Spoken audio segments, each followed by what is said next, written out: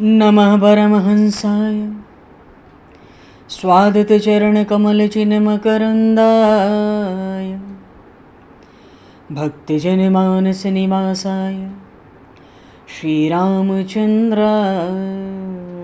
नमः।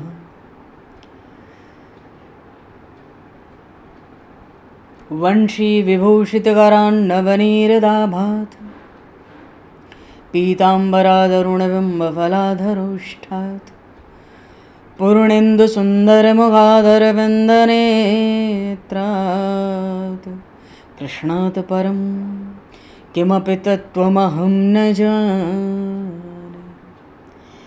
वागीशायस्य वदने लक्ष्मीर्यस्य च वक्षसि यस्तास्ते हृदये संविततं नरसिंहम् अहं भजे। विश्वसर्गविसर्गादि नवलक्षणलक्षितं श्रीकृष्णाख्यं परमधाम जगद्धाम नमामि तत्। गङ्गातरङ्गरमणीयं जटाकलापं गौरीनिरन्तरविभूषितं वामभागं नारायणप्रियं अनङ्गमदापहारं वाराणसीपुरपतिं भज विश्वनाथम्।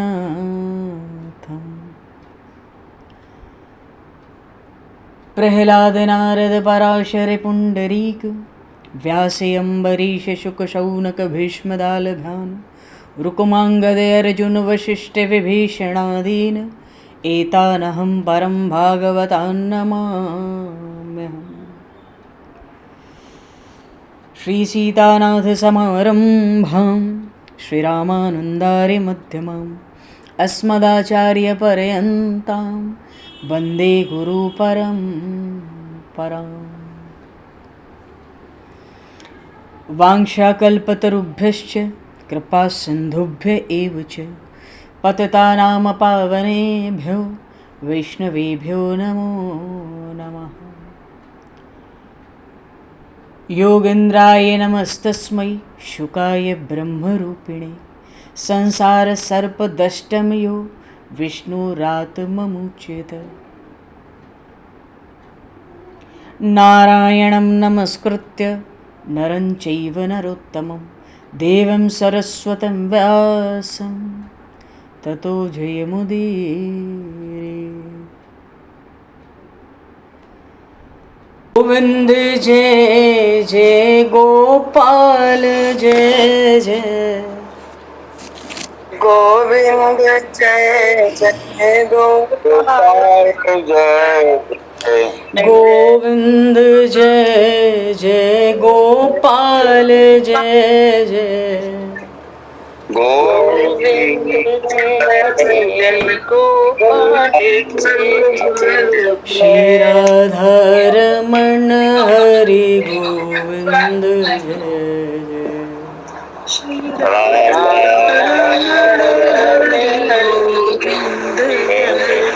श्री राधारमण हरि गोविंद जय।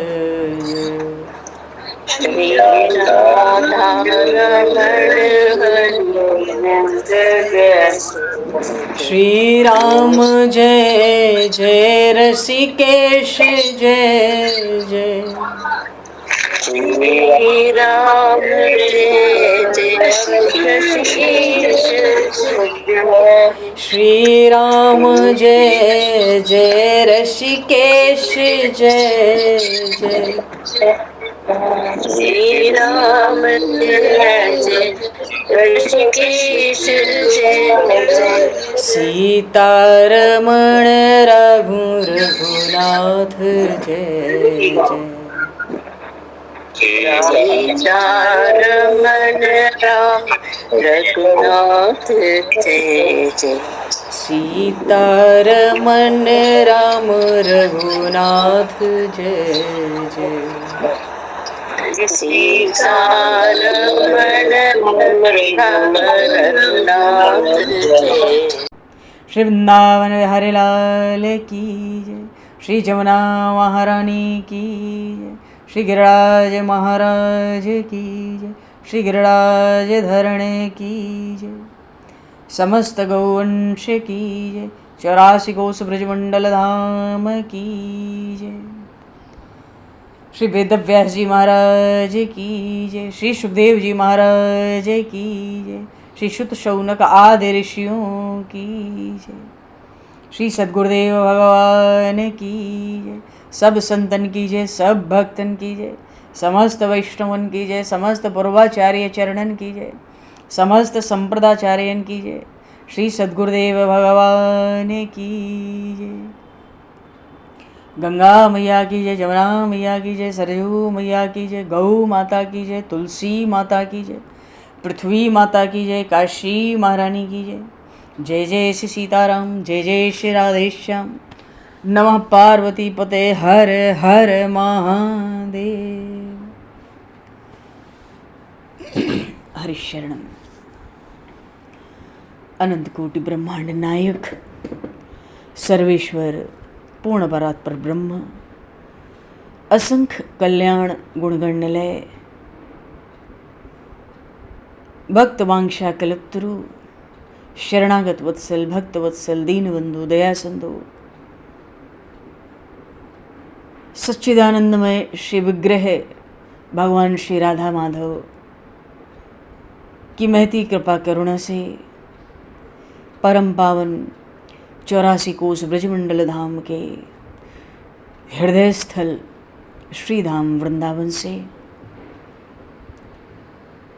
महापुरुषों के परम अनुग्रह से आप सभी श्रद्धालु भक्त वैष्णवों की मंगल एवं पावन सन्निधि में मानव जीवन का सर्वोत्कृष्ट फल भगवत गुणगान, भगवत कथा, भगवत कीर्तन का आनंद हम सभी श्रीमद् भागवत महापुराण की आनंद कथा के माध्यम से प्राप्त करने जा रहे हैं।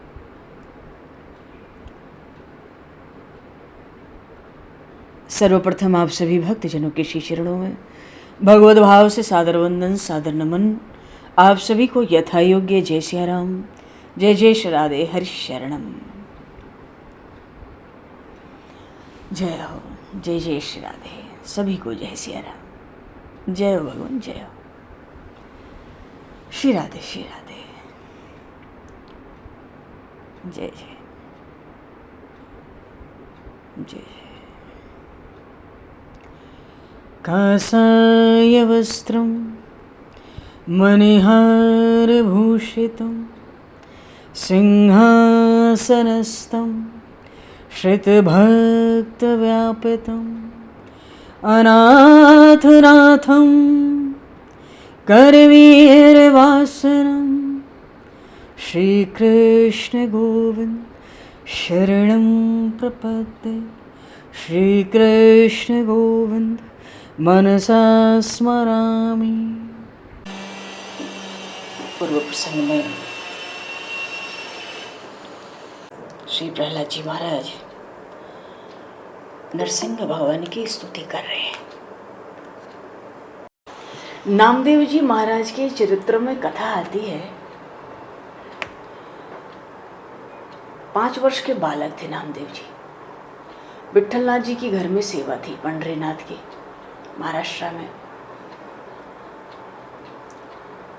तो जब नाना जी सेवा करते तो नामदेव जी बैठ के देखते रहते थे सेवा बैठ के देखते रहते थे नामदेव जी कि नाना जी सेवा भगवान की कैसे करते हैं।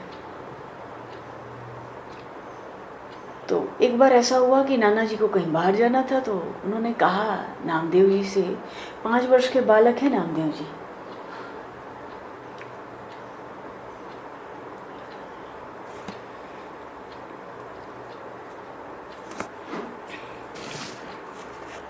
नाना जी कहते कल ठाकुर जी की सेवा तुमको करनी है।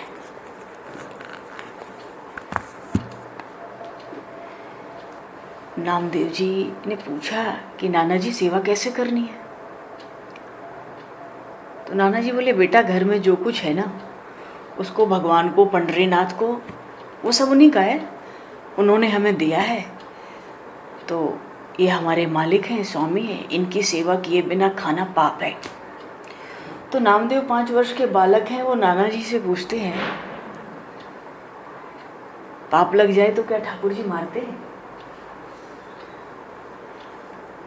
घर के मालिक हैं भगवान, भगवान की सेवा नहीं की, खाना खा लिया। बालक नामदेव 5 वर्ष का है, नाना जी से पूछता है पाप लग जाए तो भगवान मारते, सजा देते? आज तक तो मैंने ठाकुर जी की कोई सेवा नहीं की, तो क्या वो मुझे मारेंगे? नाना जी बोले नहीं नहीं, मारेंगे नहीं, भगवान बड़े उदार है, भगवान बड़े प्रेम पूर्ण है। हम अपराध करते हैं, भगवान भूल जाते हैं। नाना जी कहते हैं कल से सेवा तुम्हें करनी है। तो नामदेव जी कहते हैं तो मुझे बताओ सेवा कैसे करनी है, क्योंकि बगल में चुपचाप बैठे रहते हैं, पता तो है नहीं कि चल क्या रहा है, सेवा कैसे हो रही है अंदर अंदर। तो मुझे सिखा तो दो कि सेवा कैसे कर रही। तो नाना जी बोले देखो सब लोग बड़े ध्यान से स्मरण करो, ये नामदेव जी कोई वैष्णव भगत नहीं है, ये पार्षद है, हद भक्ति के पार्षद है। 5 वर्ष के बालक में इतनी सामर्थ्य, इतने चमत्कार नहीं हो सकते जो नामदेव जी में जन्मजात प्रकट थे। तो नाना जी सिखाते हैं क्या? पहली बात, ठाकुर जी के जगने से पहले तुम स्नान कर लेना। आज ठाकुर जी को शयन हमने करा दी है, कल तुम ठाकुर जी को जगाना। कैसे जगाएंगे? प्रेम से ताली बजा बजा कर, कीर्तन कर कर के जगाना। 5-10 मिनट कीर्तन करना, भगवान की वंदना करना, प्रणाम करना, कहना हे नाथ अब आप जागिए।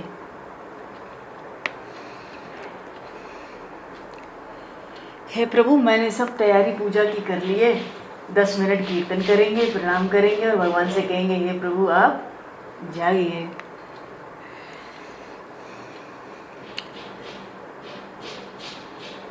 हाँ, पूजा में जब बैठें तो सब तैयारी करके बैठें, बीच में उठने की स्थिति कभी नहीं आनी चाहिए,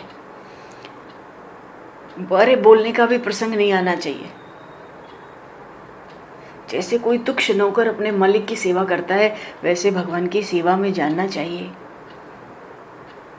भावना रखना है भगवान हमारे स्वामी हैं, मुझे भगवान को जगाना है।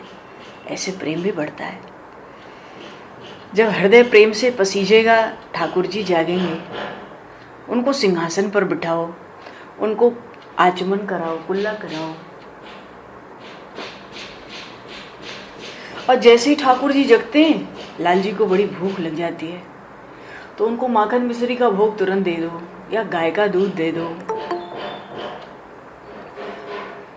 पर ठीक है, हमारे यहाँ माखन नहीं है तो क्या, दही भी नहीं है तो क्या, इसलिए मेरा नाना जी कहते हैं मेरा तो नियम है, श्रृंगार के बाद मंगला श्रृंगार का एक साथ भोग दे देता हूँ, ठाकुर जी को दूध अर्पित कर देता हूँ और उस समय हाथ जोड़कर कह देता हूँ मंगला और श्रृंगार का ये भोग एक साथ है, आप इसको मान लीजिए, एक में दोनों भोग मान लीजिए, दूध का भोग। तो फिर भोग लगा दिया, उठा दिया, कीर्तन करके भोग लगा दिया, फिर चरण पखारना। अच्छा, भगवान के चरण तो कमल से भी कोमल हैं, हमारे हाथ कठोर हैं, तो भगवान के चरण कैसे धोएंगे? भगवान को जरा भी श्रम नहीं होना चाहिए, ऐसा मांगलिक स्नान होना चाहिए कराना। भगवान के श्रीअंग को धीरे धीरे मलना है, धीरे धीरे हाथ लगाना है। अगर हम गर्म पानी से स्नान करते हैं तो प्रभु को भी गर्म पानी से स्नान कराना है। अब शंकर भगवान की लीला सबसे अनोखी है, हिमालय में बैठते हैं तो भी उनको गर्मी लगती है, पर हमारे विट्ठलनाथ तो बड़े कोमल हैं। भगवान श्री कृष्ण, भगवान श्री राम की सेवा में इतना ध्यान रखना पड़ता है कि वो अत्यंत कोमल है। सर्दी है तो ठाकुर जी को गर्म पानी का स्नान। अच्छा, फिर सेवा करते समय बीच बीच में बोलते रहना, भगवान को प्रणाम करना, वंदना करना, बोलना अब मुझसे कोई गलती बनी हो तो क्षमा कीजिएगा, मुझे कुछ आता नहीं, मैं मूर्ख हूँ, मेरे दोष मुझे गुण जैसे दिखते हैं, भगवान से दीन भाव से हम कहें कि हमें कुछ नहीं आता, तो हमारे हृदय में प्रभु आएंगे। भगवान को दैन्य प्रिय है, तो जिस स्वरूप की हम सेवा करते हैं वो स्वरूप हृदय में आता है। और सेवा में कुछ कमी होती है तो ठाकुर जी समझा भी देते हैं, समझाते हैं। और जैसा ठाकुर जी समझाते हैं ना, वैसा खुद बुद्धि से समझ कभी नहीं आ सकता। भगवान को दया आती है। बार बार जब हम कहते हैं भगवान हमें कुछ नहीं आता, हमें क्षमा कीजिए, कोई गलती हो तो क्षमा करिए, आप प्रसन्न होइए, भगवान को दया आती है। देखो मीराबाई जी का चरित्र आता है। मीराबाई जी गोपाल के साथ बातें करती हैं। कई लोग ऐसा समझते हैं भगवान कहाँ बोलते हैं। ठीक है, भगवान नहीं बोलते, ठीक बात है, मानते हैं। तो हम तो भगवान से बोल सकते हैं, हम तो बात कर सकते हैं भगवान के साथ। अरे भगवान को दया आएगी जीवन में, कभी न कभी एक दो शब्द भगवान बोल देंगे तो जीवन नैया पार लग जाएगी। भगवान की खुशामद करनी है, उनको मनाना है। भगवान नहीं बोलते, हम बोलेंगे। मीराबाई जी भगवान के साथ बातें करती थी। अच्छा, मीराबाई जी की सेवा में एक दासी थी, उसका नाम था वीणा। उस वीणा नाम की दासी ने एक बार मीराबाई जी से पूछती है मीराबाई से कि आप किससे बात करती हैं। मीराबाई जी ने कहा अपने गोपाल के साथ बात करती हूँ। उस दासी वीणा ने पूछा, वे तो बोलते नहीं, आप क्यों बोलती हैं। वहां भी मीराबाई जी ने बड़ा सरस उत्तर दिया है। कहती हैं वो मेरे साथ नहीं बोलते क्योंकि मैं लायक नहीं हूं ना, इसलिए नहीं बोलते। मैं कहाँ लायक हूं, पर मुझे विश्वास है कि वे कभी तो बोलेंगे।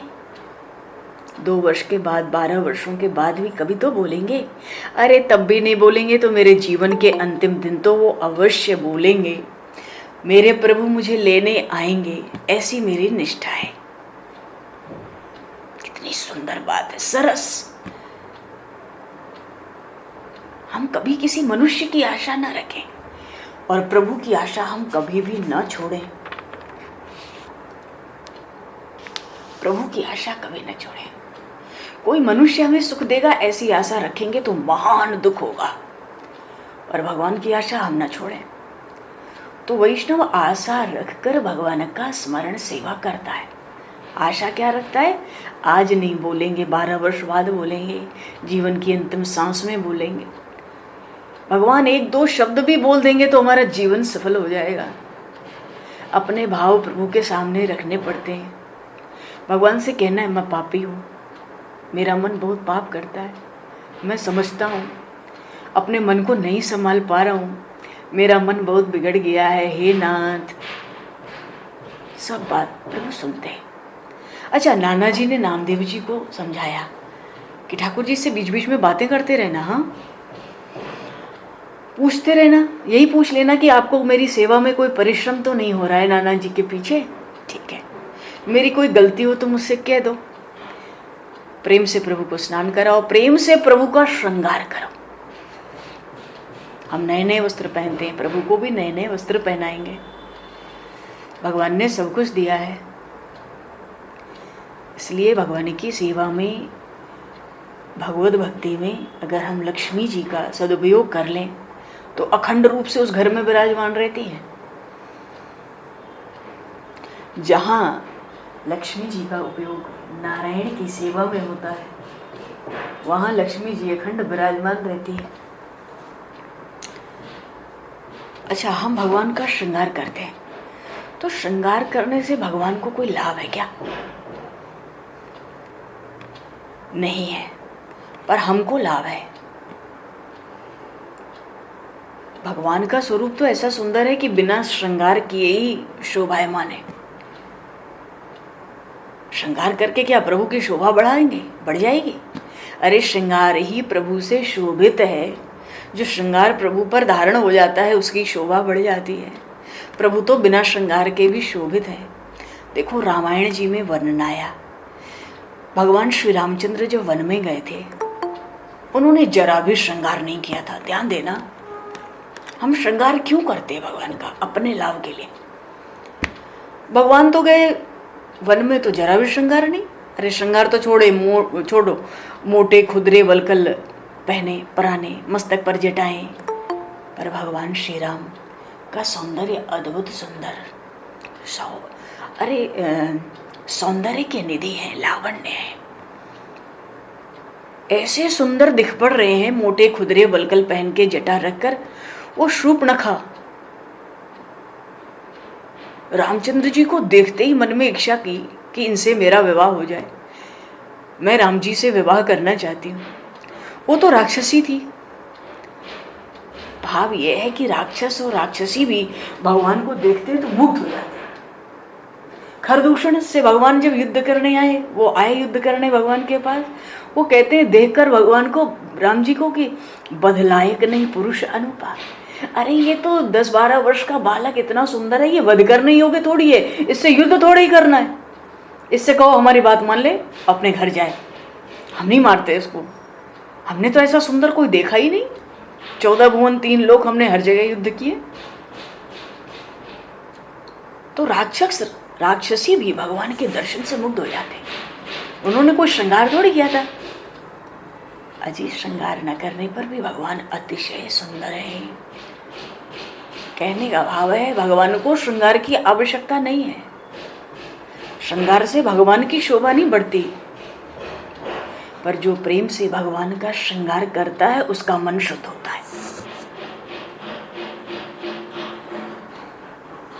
अब छोटा सा स्वरूप और श्रृंगार करो तो आंख और मन दोनों केंद्रित करना पड़ता है, लगाना पड़ता है, तब श्रृंगार होता है। और जितना समय हम श्रृंगार करते हैं उतने समय आंख मन भगवान में स्थिर रहते हैं। इसलिए भगवान का प्रेम से श्रृंगार करना है, हमारा मन शुद्ध होगा। अच्छा, ठाकुर जी को स्नान कराया, श्रृंगार कराया। श्रृंगार करा के दर्पण दिखाना है। सुंदर दर्पण ले आओ छोटा, ठाकुर जी को दर्पण दिखाओ। दर्पण में ठाकुर जी देखते हैं ना तो अपने होठों से मंद मंद हंसने लगते हैं। समझ लो श्रृंगार ठीक है। और श्रृंगार के बाद भी प्रभु वैसे ही दिखे तो समझो कुछ सेवा में कमी हो गई। वैष्णव तो बड़े प्रेम से प्रभु की सेवा करते हैं, उनको अनुभव होता है ठाकुर जी आनंद में हैं, आज बड़े प्रसन्न दिख रहे हैं। अच्छा, जब हम कभी कोई पाप करते ना और सेवा में जाते तो कभी कभी तो ठाकुर जी भी उलाहना देते, शिकायत करते हैं, मेरे होकर ऐसा पाप करते हो। भगवान से तो कुछ छिपा नहीं है।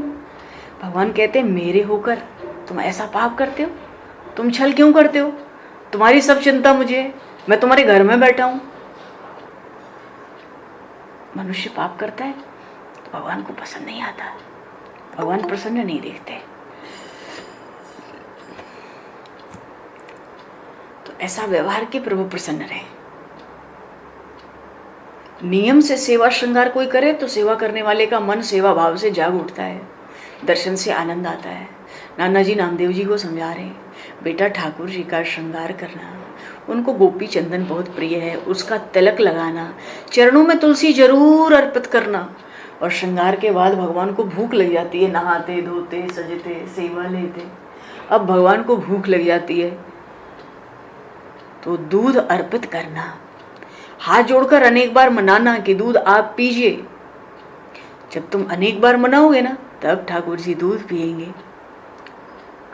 नामदेव जी पूछते, नाना जी भगवान दूध पीते? क्यों नहीं पीते? प्रेम से अर्पण करने पे अवश्य पीते, स्वीकार करते। अब बालक नामदेव के मन में ये बात स्थित हो गई, भगवान दूध पीते। अंत में नामदेव तुम भगवान को प्रसन्न करने के लिए भोग लगाने के बाद थोड़ा कीर्तन करना, उनकी स्तुति करना, और घर में रसोई तैयार हो गई हो तब तक तो थाल सजाकर भगवान को समर्पित करना, हाथ जोड़कर प्रार्थना करना, मैं आपको क्या अर्पण करूं, आप ही की वस्तु मैं आपको अर्पित कर रहा हूं, आप इसको ग्रहण करें, मैं दर्शन करूंगा। अच्छा, जब भगवान का भोजन हो जाए तब जल देना चाहिए। आरती भी विधि से करनी चाहिए। आरती का अर्थ क्या होता है? परमात्मा से मिलना। तो भगवान के दर्शन के लिए हृदय हमारा आर्त हो तब तो आरती बढ़िया होती है। आर्त हृदय का अर्थ क्या है? हमारे भगवान मुझसे बिछड़ गए हैं,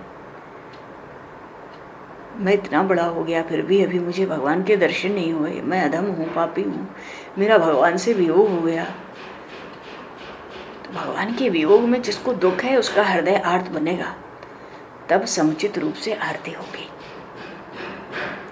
क्रम से आरती करनी है। चरणों में 3 बार चारों ओर घुमाना है, नाभि पे 2 बार चारों ओर घुमाना है, मुखारविंद पे 1 बार चारों ओर घुमाना है, 7 बार सर्वांग, मस्तक से ऊपर चरण से नीचे, और धीरे धीरे आरती उतार रही है।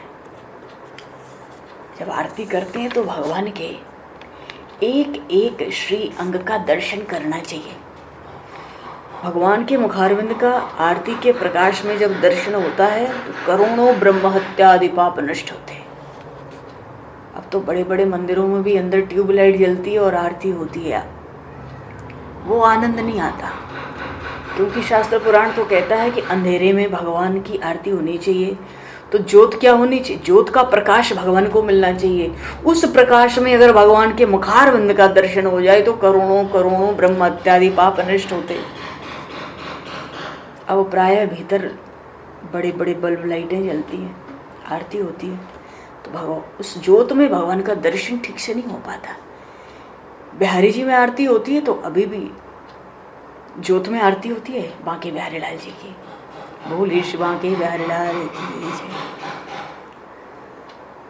एक एक अंग का दर्शन, भगवान के चरण कैसे हैं, उस ज्योत के प्रकाश में भगवान के एक एक श्रीअंग का दर्शन घर में भी कर सकते हैं। ठाकुर जी के भगवान की उंगलियां कैसी हैं, भगवान के हाथ कैसे हैं, क्योंकि उस समय चम चम होता है, सब कुछ चमकता है। देखो भगवान का तो अंग प्रत्यंग आनंद से बना हुआ है, आनंद के सिवाय उसमें कुछ भी नहीं है। एक एक अंग में केवल आनंद ही आनंद है। जब आरती हो जाए तो साष्टांग दंडवत लगाओ, क्षमा मांगो, मंत्रहीनम क्रियाहीनम भक्तिहीनम सुरेश्वर यत् पूजितम मया देव परिपूर्णम तदस्तु में।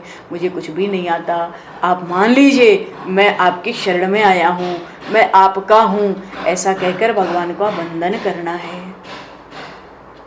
देखो जब हम ये कहते ना मैं आपका हूँ, ऐसा कह के भगवान को प्रणाम करते तो प्रभु को दया आती है।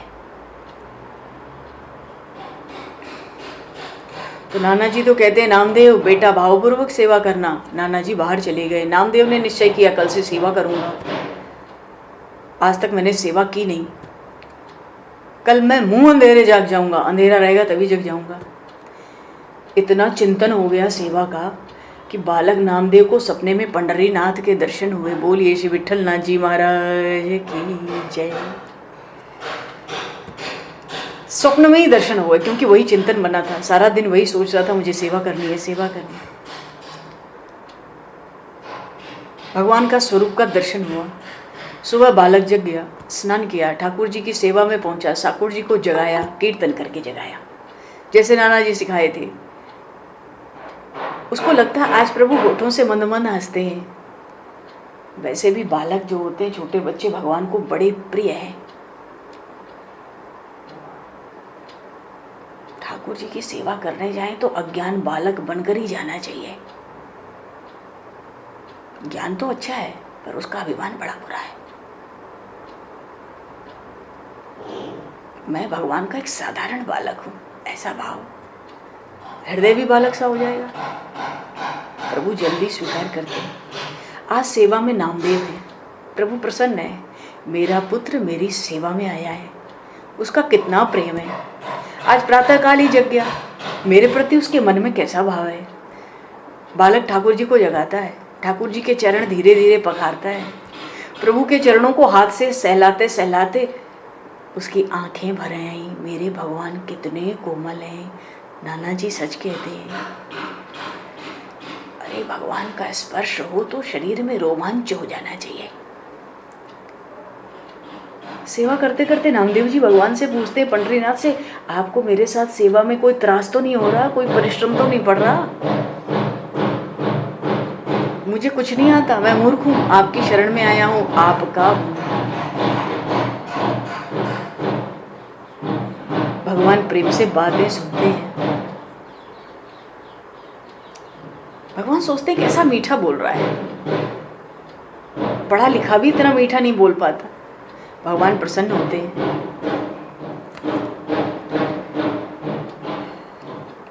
भगवान को स्नान कराया, सुंदर पीताम्बर पहनाया, श्रृंगार किया। उनको लगता है हम तो गरीब वैष्णव हैं, हीरा मोती कहाँ से लाए। ठाकुर जी को गुंजा की माला अर्पित कर दी, तुलसी की माला अर्पित कर दी। श्रृंगार बड़ा सादा है, पर परमात्मा आज बहुत प्रसन्न है। क्यों?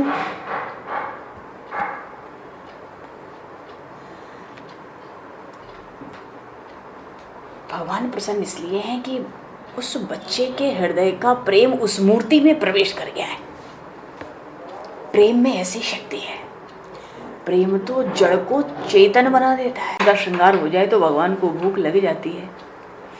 नामदेव ने भगवान को दूध अर्पित किया, हाथ जोड़कर कहा, आप मेरे स्वामी हैं, ये घर आपका है, इस घर में जो कुछ है सब आपका दिया है, कृपा करके आपने दिया है तो मैं आपकी शरण में हूँ। मैंने दूध प्रेम से लाया हूँ आपके लिए, तो आप दूध पी लो। मैं आंख बंद करके थोड़ा कीर्तन करता हूँ, तब तक आप दूध पी लेना, ठीक है? बालक आंख बंद करके कीर्तन करने लगा। जय जय राम कृष्ण हरि, जय जय राम कृष्ण हरि, जय जय राम कृष्ण हरि, जय जय राम कृष्ण हरि, जय जय राम कृष्ण हरि, जय जय राम कृष्ण हरि, जय जय राम कृष्ण हरि, जय जय राम कृष्ण हरि। नामदेव जी आंख बंद करके पंडरीनाथ का कीर्तन कर रहे हैं। उसने सोचा कीर्तन तो किया, ऐसा ना हो कि सारा दूध पी जाए।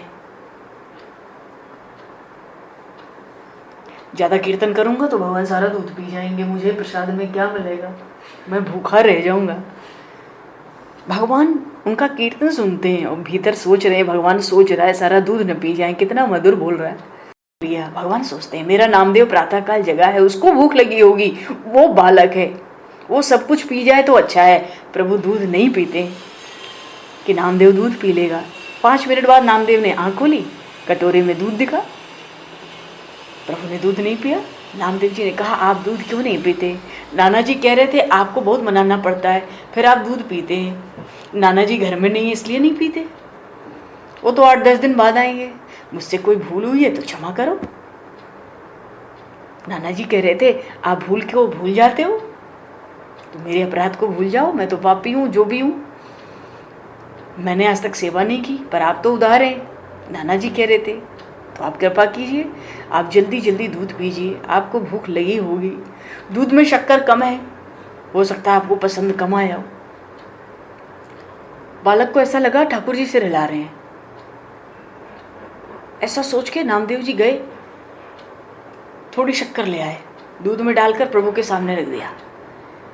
प्रभु को समझाने लगे, अब मीठा लगेगा, जल्दी पीना, हाँ मैं फिर से कीर्तन करता हूँ, आप दूध पी जाइए। आंख बंद की, कीर्तन शुरू किया, जय जय राम कृष्ण हरि, जय जय राम कृष्ण हरि। आंख बंद है, कीर्तन हो रही है, भगवान दूध पी लेंगे। भगवान पंडरीनाथ नामदेव जी का कीर्तन सुन के प्रसन्न है। 5 मिनट में फिर नामदेव जी ने आंख खोली तो देखा कि दूध तो कटोरी में वैसा का वैसा। कहते आज आपको क्या हुआ है? कुछ बोलते नहीं, कुछ लेते भी नहीं। नाना जी देते हैं तब तो लेते हो, आज मैं सेवा करने बैठा हूँ तब नहीं लेते। आज तक मैंने सेवा नहीं की इसलिए नाराज हो ना? आप नाराज ना हो, आप मेरे स्वामी हो, मैं आपका सेवक हूँ। आप नाराज हो गए तो मेरा काम कैसे चलेगा? मैं कहाँ जाऊँगा? मेरी गलती हुई, क्षमा चाहूँगा। मैं सच सच कह रहा हूँ, आप भूखे रहेंगे तो घर में सभी लोग भूखे रहेंगे, कोई पानी भी नहीं पिएगा। और आप भूखे रहेंगे तो नाना जी घर आने पर मुझे मारेंगे। मुझसे कह के गए थे बराबर भगवान की सेवा करना, प्रभु को परिश्रम ना हो, प्रभु भूखे ना रहें, कैसा भी हूँ आपका हूँ। मुझे कोई मारेगा तो आपसे देखा जाएगा, दूध पी लो, जल्दी करो। पंडरीनाथ को नामदेव जी की बातें सुन सुन के आनंद आ रहा है। भक्त दैन्य भाव से भगवान से कहता है, नैतन मनस्तव कथासु वैकुंठनाथ संप्रियते दुरित दुष्टम साधु तीव्रम कामातुरम हर्ष शोक भैर्षणार्थम तस्मन् कथम तव गतिम विमृशामि दीना। भक्ति में दैन है। प्रहलाद जी ने कहा 7वें स्कंद के 9वें अध्याय में, नामदेव सोच रहे भगवान मेरे हाथ से दूध नहीं पीते, अधम पापी हूं। 1 घंटे तक नामदेव जी ने भगवान को मनाया, बाद में व्याकुल हो गए। आप स्वामी हैं, मैं दास हूं, आप नाराज होंगे तो मेरा जीवन व्यर्थ हो जाएगा। अब मैं आपसे अंतिम बार कह देता हूं, दूध नहीं पियोगे तो मैं सिर पटक पटक कर मर जाऊंगा। मैं जीकर करूं भी क्या। और इतना कहते ही नामदेव जी सर पटकने लगे। अब भगवान पंडरीनाथ से सहन नहीं हुआ। कारण क्या था? प्रेम, उसका शुद्ध प्रेम, निष्काम प्रेम परमात्मा को भी सकाम बनाता है। निष्काम प्रेम भगवान को भी सकाम बनाता है। जो निर्गुण निराकार ब्रह्म है वो प्रकट होता है, रूप धारण करना चाहता है, तो वो निर्गुण जो है ना, निष्काम, वो सकाम होता है। सकाम क्यों? रूप चाहिए, जो उसको कुछ भी चाहिए वो सकाम है, उसके पास कामनाएं हैं। तो निष्काम प्रेम हो भगवान को सकाम बना लेता है।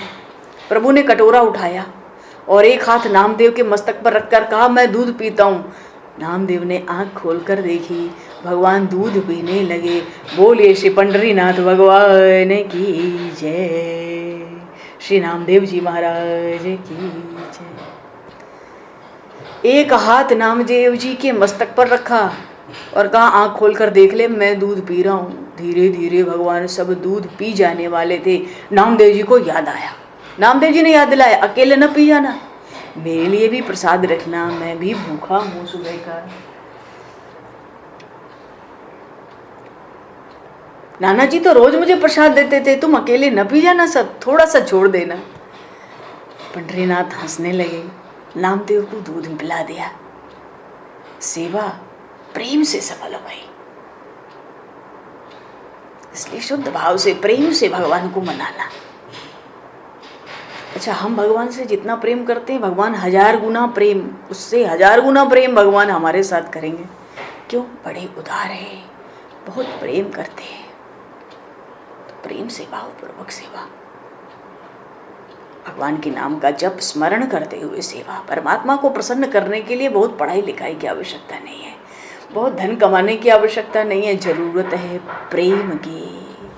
प्रहलाद जी कह रहे हैं नरसिंह भगवान से, तत् तेरहतम नमः स्तुति कर्म पूजा कर्म स्मृति चरणयो श्रवणम कथायाम संसेवया त्वयि विनीति षडंगया किम भक्तिम जनः परमहंस गतौ लभेत। परमात्मा को प्रसन्न करना हो तो 2 बातें हैं, 2 साधन है। क्या? सेवा और स्मरण। भगवान आनंदमय है, हमारा प्रेम देखकर प्रसन्न होते हैं। हम जो प्रेम से भगवान को अर्पित करते हैं वो अनंत बनाकर हमें लौटा देते हैं। प्रहलाद जी ने बड़ी लंबी चौड़ी स्तुति की है नरसिंह भगवान की, लगता है 40 श्लोकों में स्तुति की है आराम से। यहाँ 2-4 श्लोकों का भावार्थ बस। प्रहलाद जी कहते हैं, यदि राशीष में कामान वरांस्तव वरद दर्शक कामानाम यद्य संरोहम भवतस्तु वृणे वरम इंद्रियाणि मनः प्राण आत्मा धर्मो धृतर्मते लिह श्रीस तेज स्मृति सत्यम यस्य नशन्ति जन्मना।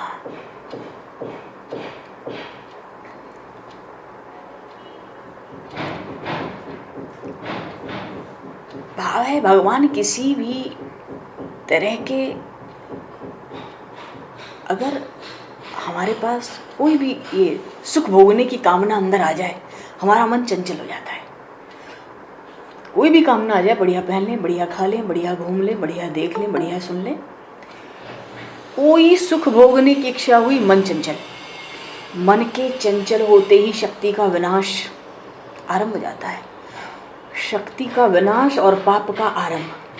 पाप शुरू और शक्ति नष्ट होने लगती है। पाप शुरू हो जाते हैं, मन चंचल हो जाता है। कोई एक सुख भोगने की इच्छा आ जाए, आज बढ़िया खाना खाएंगे, बस मन चंचल, शक्ति का विनाश होना शुरू, पाप शुरू होना, पाप शुरू, शक्ति नष्ट होना शुरू। भगवान की इच्छा से अगर कोई सुख मिल जाए, हम कामना ना करें, कदापि ना करें, अपने लिए किसी सुख की कामना ना करें। मान लो भगवान की इच्छा से किसी तरह का सुख सामने आ ही गया, मानो 56 भोग आ ही गया, तो पहले उसको भगवान का प्रसाद समझें। भगवान का स्मरण करते करते भगवान को साथ रखकर उसका भोग लगाएं, उसको पालें तो हर्ज नहीं है, पर बहुत सावधान रहना होता है। न चाहते हुए भी सुख तो आएगा अपने आप, दुख भी अपने आप आएगा, कोई कुछ नहीं कर सकता। सुख की कामना हमें नहीं करनी है। अगर सुख आ जाए तो एकदम भगवान की कृपा प्रसाद समझकर, भगवान को साथ रखकर, भगवान का स्मरण करते हुए बड़ी सावधानी से, कि कहीं मन गदगद न हो जाए, प्रसन्न न हो जाए, स्वाद आप लो नरवाह हमारा हो जाए।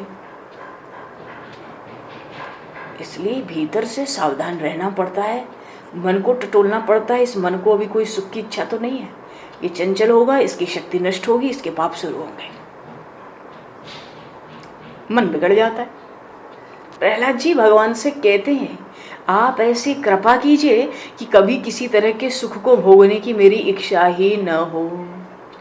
सत्यम यस्य नश्यन्ति जन्मना, कभी भी किसी तरह के सुख को भोगने की इच्छा मेरे अंदर ना हो।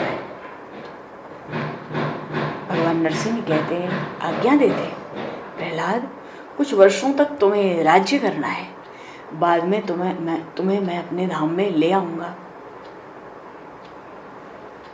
भगवान की आज्ञा से प्रहलाद जी ने हिरण्यकश्यप के शरीर का अग्नि संस्कार किया, पिता का।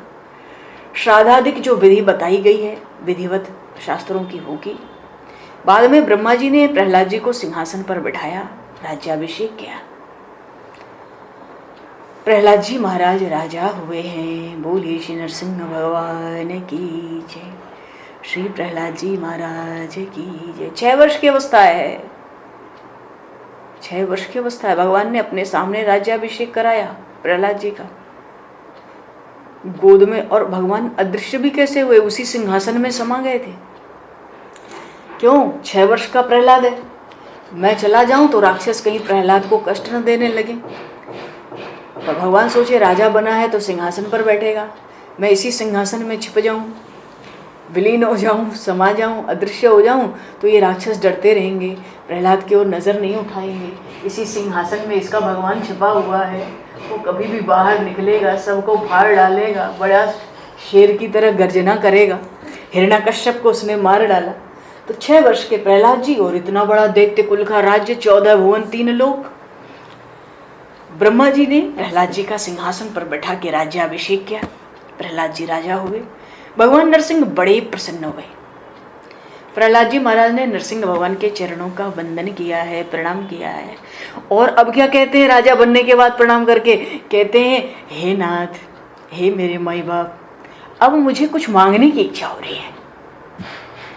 अरे अभी तो तुम कह रहे थे ऐसी कृपा करो कि कभी किसी तरह के सुख को भोगने की इच्छा ना हो, अब तुम कहते हो कुछ मांगने की इच्छा हो रही है। चलो कोई बात नहीं, मांगो, बोलो क्या चाहते हो। प्रहलाद जी कहते हैं कि हे प्रभु, हे नाथ, ऐसी कृपा करो कि मेरे पिताजी को सदगति मिल जाए। मैं जानता हूँ आपकी बहुत निंदा करते थे, और आपके लाडले भक्तों को जो कष्ट पहुँचाता है, त्रास देता है, दुख पहुँचाता है, वो बहुत पहुँचाते थे। फिर भी मैं चाहता हूँ मेरे पिता की दुर्गति ना हो। नरसिंह भगवान थोड़ा मुस्कुरा गए, हंस गए। अरे तुम्हारे जैसे भगवत भक्त जिस वंश में प्रकट हुए, तो वे वंश के अनेक पुरुषों को मैं तार देता हूँ। 7 पीढ़ी पिता की, 7 पीढ़ी माता की, 7 पीढ़ी तुम्हारी, इतनी तो कम से कम। और तुम्हारी तो प्रहलाद 7 पीढ़ी भी नहीं है। ब्रह्मा जी के मरीचि, मरीचि के कश्यप, कश्यप के तुम्हारे पिता थे हिरण्यकश्यप। तुम्हारी तो 4 ही पीढ़ी है, 7 पीढ़ी है ही नहीं तुम्हारे बाप की अभी।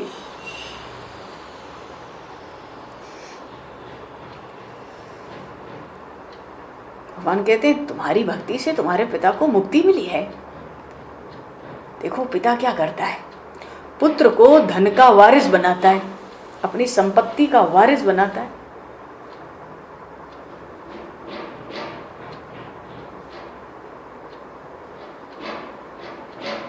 और पुत्र अगर भक्ति कर ले, पुत्र अगर सत्कर्म करे, तो उसके वारिस पिता होते हैं। हमारे पुण्य का भाग माता पिता और गुरु को मिलता है।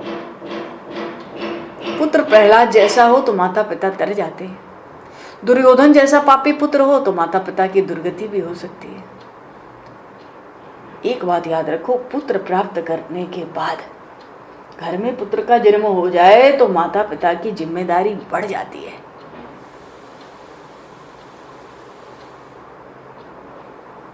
पुत्र के लिए बैंक में रुपए ना हो ज्यादा तो कोई बात नहीं, पर अच्छे संस्कार नहीं देंगे तो अपराध होगा।